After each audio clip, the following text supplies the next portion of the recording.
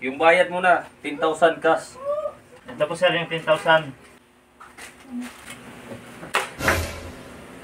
Ano bang ginawa mo? Bakit mo binagsak ang cellphone ko? Galit ka sa akin kasi isang mahirap lang ako. Tao po. Tao po. Ano po yun? Cellphone delivery para kay Rodel. Ako na po ito sir. Ha? Nagbibiro ka ba? Saan ka naman kukuha ng pambayad? Sa mamahaling cellphone na to. 10,000 kaya ito. Sir, pinag-ipunan po ko yan ng matagal. Pwede ba? May ibang delivery pa ako. Pakitawag na lang ang tunay na may-ari nito.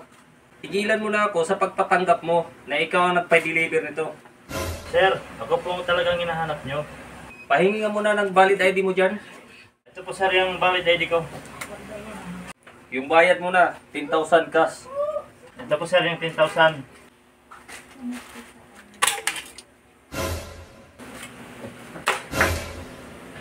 Ano bang ginawa mo? Bakit mo binagsak ang cellphone ko? Galit ka sa akin kasi isang mahirap lang ako. Na naging customer mo. Hinusugan mo ko dahil sa panlabas na anyo ko. Wala akong oras makipagtalo sa'yo. Marami pa akong delivery.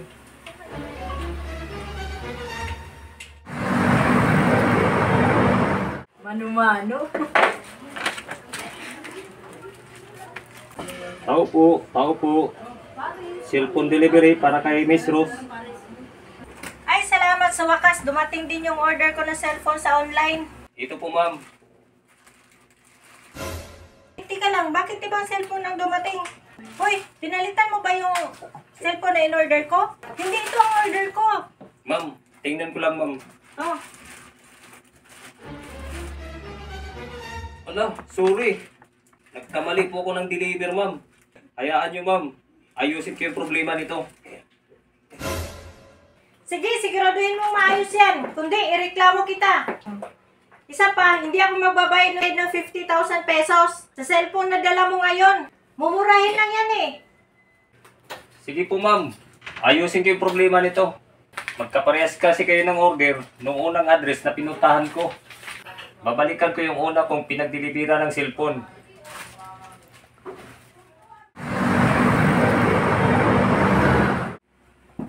Tao po. Tao po. Oh, pagkatapos makulit din, bumalik ka pa? Sir, kunin ko sana yung cellphone na dineliver ko sa inyo kanina. Ito pa pala yung sa inyo. Buti, bumalik ka. Tinawag kita kanina. Kaso, hindi mo ako pinansin eh. Sige, kukunin ko lang yung cellphone na hindi sa akin. At ito yung cellphone na hindi sa akin. Naku po, basag na ito. Hindi na ito tatanggapin ng customer. Ang laki ng abunuhan ko. Sir, sana maging silbing aral yun sa inyo, sir.